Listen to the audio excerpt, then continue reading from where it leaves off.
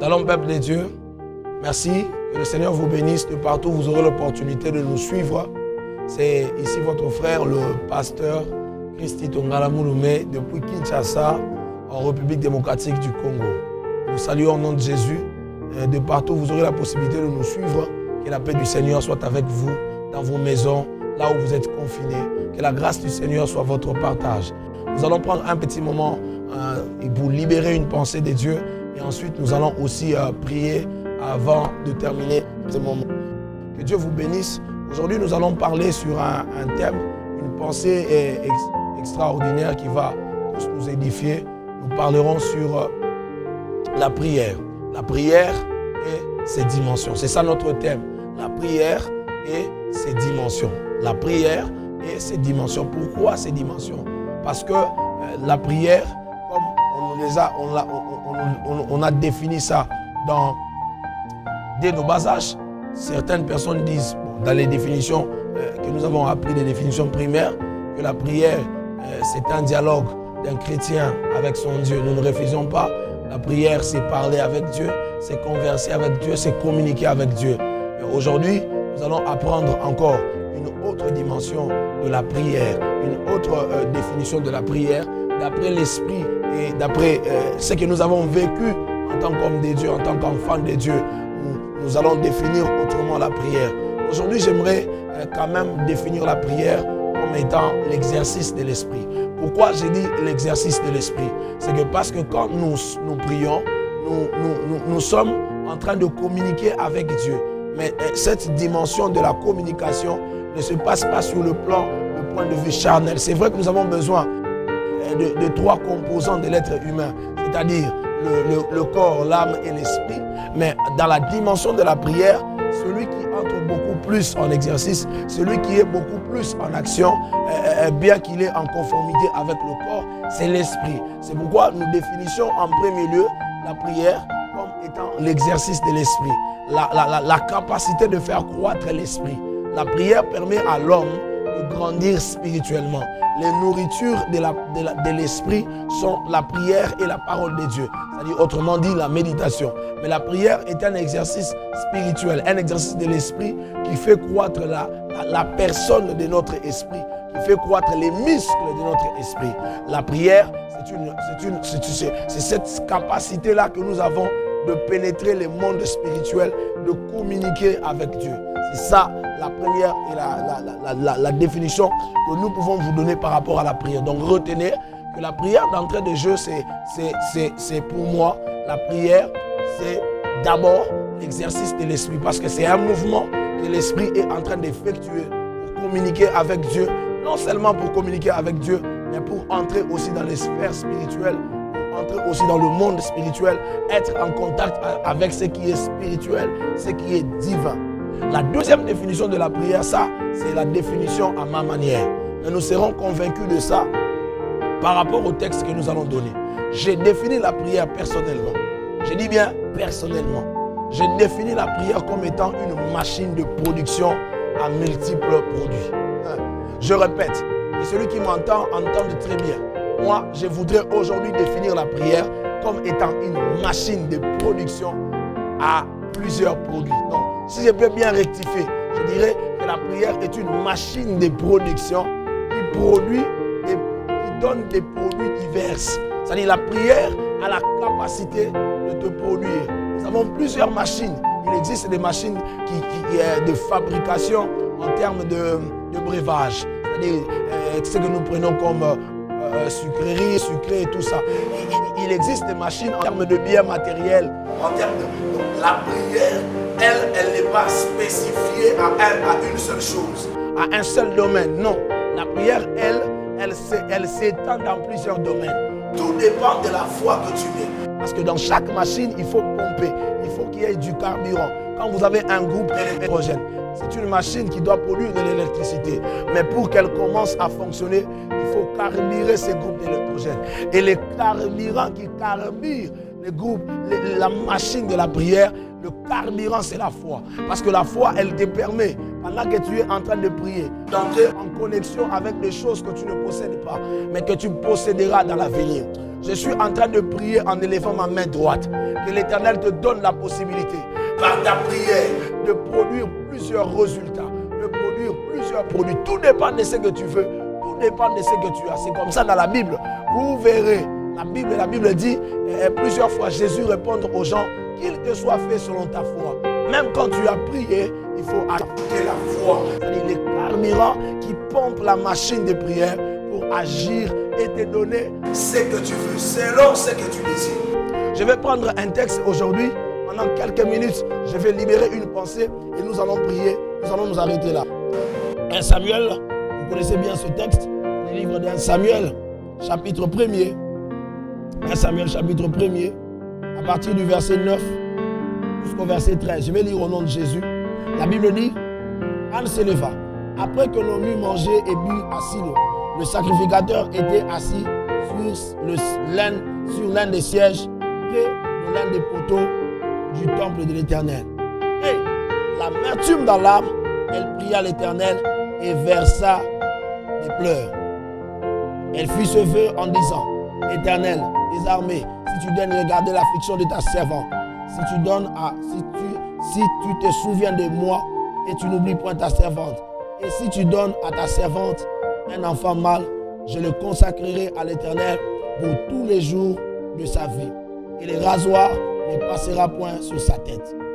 Comme elle restait longtemps en prière devant l'Éternel, Élie observa sa bouche. Anne parlait dans son cœur et ne faisait que remuer les lèvres, mais on n'entendait point sa voix.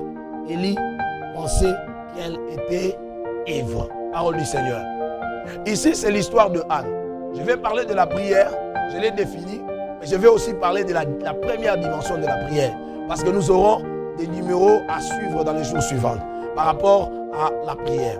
Ici, c'est l'histoire de Anne. Je vais très vite parce que j'ai besoin de prier avec toi.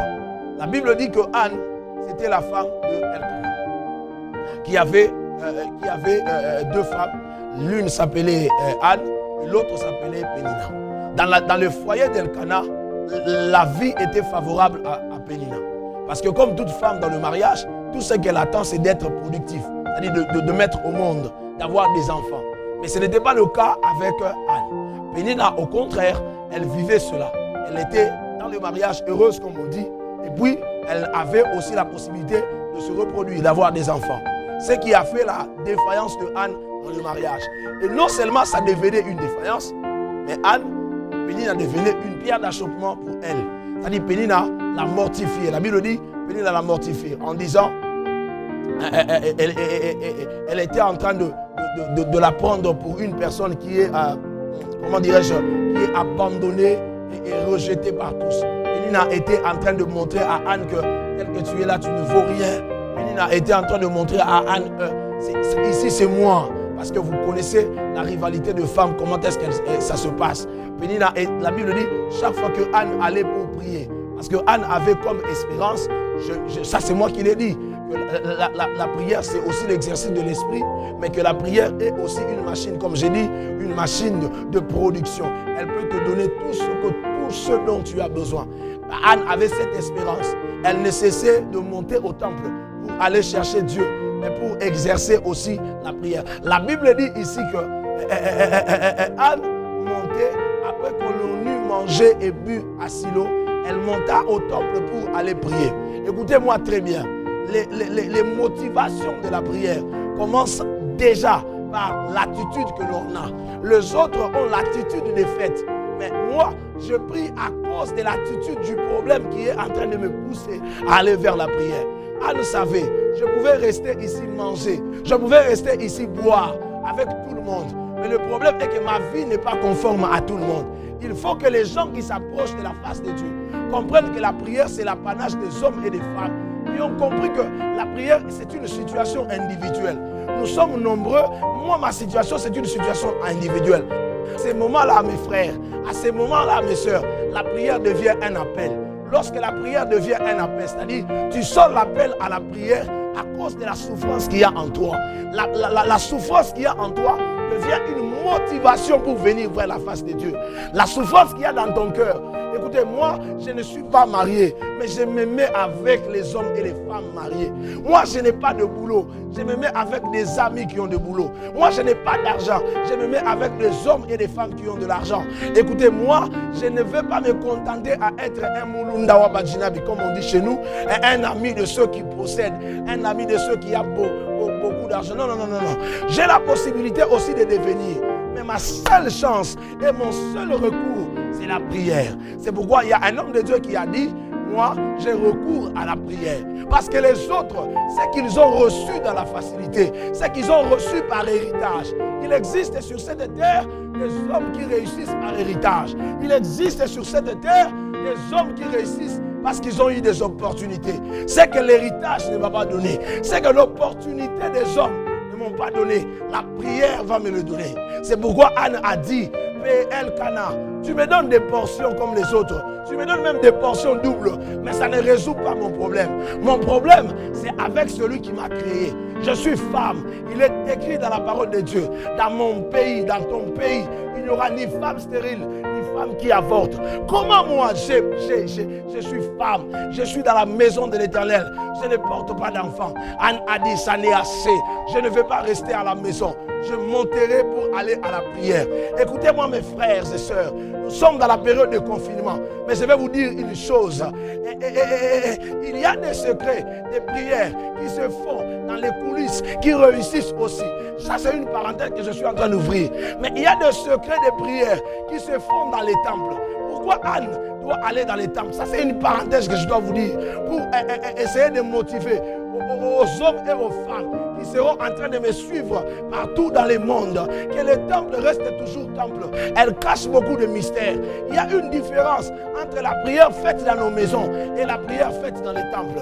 Mes frères, pourquoi Anne devait aller dans le temple? Parce que c'était une période critique. C'était une période compliquée où la Bible dit que les fils d'Élie, Ophni et Phiné, étaient en train de détruire les temples. C'était une période où on disait la vision et les prophéties n'étaient plus dans le temple de Silo. Parce que c'était le sacrificateur Élie qui conduisait. Mais pourquoi Anne? Tu continues à aller chercher Dieu dans les temples. Lorsqu'on prie dans les temples de Silo, il n'y avait plus de vision. Il n'y avait plus de prophétie. Mais pendant qu'on venait dans les temples de Silo, la Bible déclare, la lumière n'était pas encore éteinte. La lampe n'était pas encore éteinte. La particularité du temple, c'est que dans le temple, la lumière de la parole reste demeurée. J'annonce à quelqu'un, les âmes que vous voyez aller régulièrement dans le temple, ne pas perdre le goût du temple. C'est parce qu'elle sait qu'en priant dans les temples, je serai en face de la lumière de la parole. Je serai en face de la lumière de la parole. C'est la lumière de la parole qui me donnera la force. Pendant que je serai en train de prier, la parole, la lumière du chandelier frappera mes yeux. La Bible dit la lampe n'était pas encore éteinte. La parole n'était pas encore sec. La deuxième chose qui donne la force à Anne d'aller dans les temples, c'est qu'il y a l'arche. C'est parce qu'il y a l'arche dans les temples que Anne vient prier au temple. Je parle à quelqu'un. Je dis c'est parce qu'il y a l'arche dans les temples que vous voyez Anne venir prier. Quand Anne s'avance pour venir prier dans les temples, vous ne comprenez pas. Le temple reste toujours sacré. Parce que même quand les hommes qui travaillent dans les temples vont perdre les sacrés, le Dieu du temple conservera son sacré.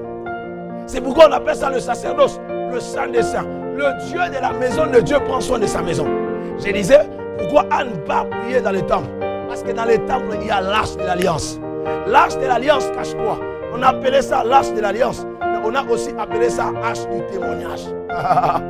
Anne était en train d'aller prier, mais elle voulait prier au temple parce qu'il y a les témoignages cachés dans les temples. Quel témoignage caché dans les temples?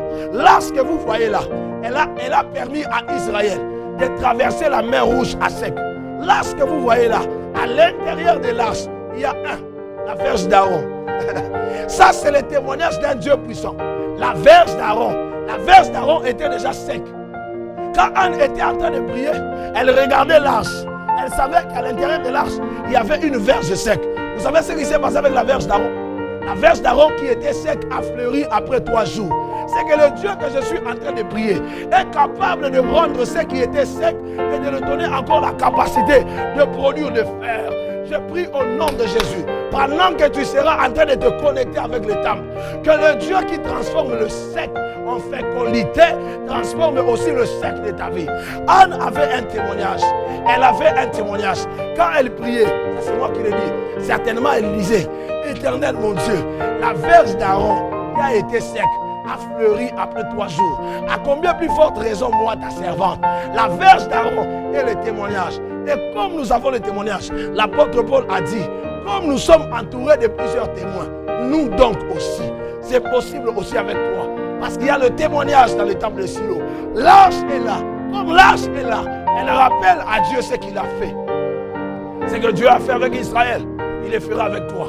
À l'intérieur de l'arche, il y avait la manne qui est tombée du ciel. Quand Anne allait prier à Silo, il regardait dans le temple, il voyait la manne en disant, Seigneur, dans le désert, ton peuple n'avait plus à manger, mais tu as fait descendre le pain du ciel. À combien plus forte raison ma stérilité? Lorsque la prière est accompagnée du témoignage, lorsque la prière est accompagnée de ce que Dieu a fait avec les autres, la prière devient efficace. Anne dit, Éternel, si tu daignes regarder ta servante.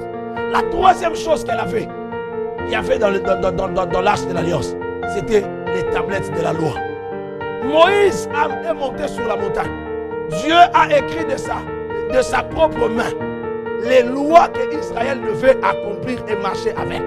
Dieu a écrit de sa propre main, avec son doigt, les lois.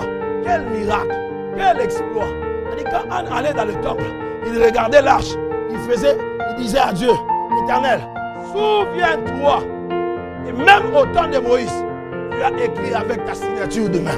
Donc, ce qui a été impossible est devenu possible. L'arche me donne la possibilité de croire au témoignage de choses que Dieu a faites dans le passé, car il est écrit, il est le même hier, aujourd'hui et éternellement. Je prie au nom de Jésus que les témoignages des autres te servent de point de contact pour alimenter ta foi dans la machine de la prière, pour mieux l'activer afin de produire des résultats. Je vais finir par ici. Qu'est-ce que la Bible dit? La Bible dit ceci. Anne pria à l'Éternel. Parce que prier est bien. Mais connaître les dimensions de comment prier, c'est le mieux. La prière a plusieurs dimensions. La première dimension, nous allons la découvrir. C'est là où je vais finir mon message. Je vais prier avec quelqu'un. Écoutez ce que la Bible dit. Au verset 9, Anne se leva. Au verset 10, la Bible dit, l'amertume dans l'âme, elle pria à l'Éternel et versa des larmes. Mais elle pria comment? La Bible dit qu'elle a dit à Dieu tout ce que vous connaissez au verset 12, je reviendrai. La prière avec le vœu, ça sera un autre numéro. Elle a dit tout ce qu'elle pouvait dire à Dieu. La Bible dit, comme elle restait longtemps dans la prière, c'est-à-dire elle restait longtemps, parce que la gravité de... Oh, merci Saint-Esprit. Le temps que tu passes dans la présence de Dieu diminue le temps de la gravité de ton problème. J'aimerais que quelqu'un écrive ça. Le temps que tu passes dans la présence de Dieu diminue le temps de la gravité de ton problème. Anne restait longtemps dans la prière. Mais elle restait longtemps dans la prière comment? La Bible dit, elle restait longtemps dans la prière. Pendant qu'elle était en train de prier, le sacrificateur était assis. Le sacrificateur était assis. Ça, c'est la deuxième chose. Et la troisième chose, pardon, qui nous donne la force d'aller dans le temple. Écoutez-moi, mes frères. Dans les temples, il y a la lumière, il y a l'arche, mais il y a aussi le sacrificateur. Il a un rôle à jouer dans ta vie, même pendant que tu pries. Le sacrificateur était assis dans les temples. Il observait une femme en train de prier. Mais quand il regardait cette femme en train de prier, qu'est-ce qu'il a constaté, mes frères? Écoutez-moi. Il a constaté que cette femme était en train de prier. La Bible dit, dans la version française, qu'elle remuait les lèvres. Donc on n'entendait pas sa voix, mais on pouvait regarder une femme en train de remuer les lèvres. La version hébraïque qui traduit le verbe remuer est attachée au verbe mouver. En d'autres termes, elle est attachée au verbe vibrer. Donc, la version hébraïque qui traduit l'expression de Anne, comme étant une expression de balbutier, comme étant une expression de remuer les lèvres. Cette expression dans les textes hébraïques parle de mouver, parle de vibrer. La Bible dit, le sacrificateur regardait une femme en train de prier. Il dit, elle était comme ivre. Elle était comme ivre. Vous connaissez un homme ivre? Comment il fait? Quand vous voyez un homme ivre, il est comme ça. Un homme ivre, il est comme ça. Donc quand Élie regardait Anne, il voyait une femme en train de prier, mais elle était en train de elle est restée tellement longtemps qu'elle est entrée dans une dimension, la dimension de la vibration. Je voudrais annoncer à quelqu'un que la première dimension de la prière, c'est la dimension de la vibration. Élie regardait Anne, il n'entendait pas la voix de Anne, mais il voyait une femme en train de vibrer. L'expression hébraïque qui s'attache au mot balibicher ou remuer les lèvres veut dire mouver et vibrer. C'est-à-dire elle était en train de mouver, elle était en train de vibrer. On n'entendait pas ses larmes, elle était en train de vibrer. Pourquoi Anne était en train de vibrer dans la prière? Parce que la stérilité était comme un mur. Quand on veut percer un mur, on doit forer le mur. Mais la machine qui doit percer le mur, quand on est en train de forer un mur, vous sentirez dans la maison une vibration. À un certain moment, la prière doit devenir une vibration parce qu'elle doit commencer à... J'annonce à quelqu'un, comme Anne, nous allons vibrer ce matin. Comme Anne, nous allons briser les barrières. Anne savait que la stérilité était une barrière. Il arrive un moment, quand on reste longtemps dans la prière, on devient ivre. Un homme ivre n'est plus conscient. Quand on prie, on ne regarde plus l'heure. Il regarde le sacrificateur. Il était assis. Le sacrificateur regarde la femme. Il dit, mais cette femme, elle est folle. Comment elle est ivre? Il pose la question à Anne. Pourquoi ma soeur, tu viens dans la présence de Dieu avec ivresse? Il répond à l'homme de Dieu, je ne suis pas ivre de vin, mais je suis ivre de l'esprit. Je suis ivre de la prière. Et ce que tu es en train de voir, c'est une dimension de la prière qu'on appelle la vibration. La prière, dans sa première dimension, elle est une vibration. Elle te permet de briser les barrières, les murs qui t'empêchent d'entrer dans ta destinée. Pendant que je parle, je libère cet esprit de la prière à la dimension de Anne, où les hommes doivent te regarder. Ils disent, mais celui-ci c'est un fou. Moi, quand j'ai pris, les hommes qui me regardent disent que ça c'est une machine de prière. J'annonce à quelqu'un que cette année, même si nous sommes dans le confinement, nous allons battre le coronavirus par la vibration. Rotakasa, Ibrokotomanda, Lekasundebra, Elikasandabaya. Activez la machine de prière. Kandebalia Soke, Mandebrayakata. Quand l'homme de Dieu regarde Anne, il dit cet homme était ivre. Et cette femme est ivre. Je parle à un homme qui va me suivre aux États-Unis, en Afrique du Sud, en France, en Espagne, partout où vous êtes confinés. Le Dieu du ciel n'est pas confiné. Et même si le confinement crée la barrière, nous avons la formule. La prière est une vibration. Lorsque Anne était en train de parler, elle était comme en train d'entrer dans un état d'ivresse. Elle vibrait et elle brisait. Je prie au nom de Jésus que la dimension de la vibration, ma karabasu kemaya. J'entends dans mon esprit que je dois prier avec quelqu'un. J'entends dans mon esprit que je dois prier avec un homme. Après la 7e dimension de la prière, l'homme de Dieu a dit à Anne, va, qu'il te soit fait. J'ai dit qu'il te soit fait. J'ai dit qu'il te soit fait. Et le Dieu d'Israël exauce ta prière. Dans le temple, quand on prie, mon frère, on a la lumière. On a l'arche de l'alliance. On a la dimension de la vibration. Mais dans le temple, quand on prie, on a un sacrificateur. Tu peux déclarer pour signer tes prières. Ah, je suis venu ce soir, je vais clôturer. Je suis venu ce matin, je ne sais pas si tu vas me suivre quand. Je suis venu ce matin, je vais clôturer. Je sens dans mon esprit des vibrations montées. Je ne sais pas en quelle langue tu pries. Je ne sais pas en quelle langue tu pries. Si c'est en espagnol, prie en espagnol. Si c'est en latin, prie en latin. Si c'est en anglais, prie en anglais. Partout où tu me suivras. Si tu sais prier même en Tchoulouba, prie en Tchoulouba. Mais je sens l'esprit de la vibration. La vibration, c'est comme une machine à forer un mur. Lorsqu'on est en train de trouer un mur ou de forer un mur, on sent la vibration. Anne a brisé la stérilité qui était un mur, qui l'empêchait d'avoir des enfants par la vibration. J'annonce à quelqu'un que l'esprit de la vibration, de la prière, des dimensions de la vibration affecte ta vie. Et comme sacrificateur, je viens déclarer, oh toi le Dieu de mes pères, toi le Dieu de l'église du Congo, toi le Dieu de mes pères qui ont prêché l'évangile au Congo, je déclare au nom de Jésus, Après ce temps de prière, que l'Éternel, mon Dieu, t'exauce. J'entends quelqu'un vibrer dans sa maison. Pendant que je dis ces choses, tu regardes ton problème, tu commences à vibrer. L'autre parle en esprit, l'autre parle en langue.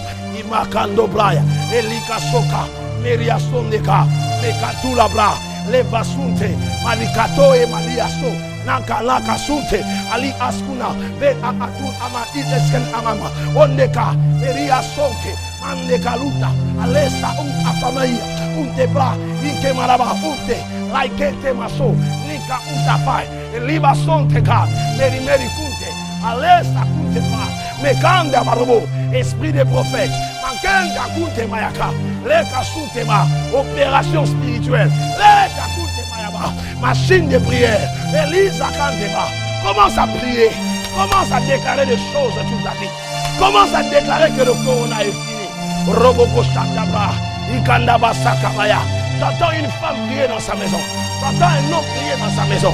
Brakatokosha, Ibrasanga Kalabaya.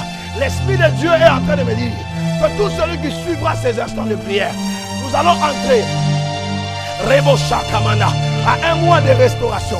Les 6 mois qui restent pour finir l'année 2000, pour finir l'année 2020, ça sera des 6 mois de restauration des familles. Rate Kassou et ma Braya Kanta. Que la stérilité tombe de ta maison. Rate Kashaka. Que le blocage tombe de ta maison. Rakadoka Shamaya. Ibroko Soto Mandaka. Elikaso Mandebra. Ekandaka Sokemaya. J'entends dans mon esprit une forme de libération. Rate Kashamandabra. Inderabasha. Je lève mes 2 mains. Je bénis la vie de quelqu'un. Je bénis la vie de quelqu'un. Que le Seigneur, le Dieu du ciel, te donne ce que tu désires. Comme l'a dit Élie le sacrificateur. Celui qui m'a écouté, qui a écouté ce message et qui a prié avec moi. Que le Dieu du ciel t'exauce par rapport à ta prière. Et que l'huile du Saint-Esprit descende dans ta vie. Que le Seigneur vous bénisse. Que le Seigneur vous fasse grâce. Que Dieu vous bénisse. Au prochain numéro, si vous voulez nous contacter, le numéro qui sera affiché sur le bas de votre écran sera notre numéro WhatsApp. Partout où vous pouvez nous contacter pour avoir un temps de prière ou un temps de dialogue, contactez-nous à ce numéro. C'est votre frère, le pasteur Christ Kitongala Mounoumé, depuis Kinshasa, en République démocratique du Congo. Que le Dieu de ma vie et le Dieu de mes pères bénisse.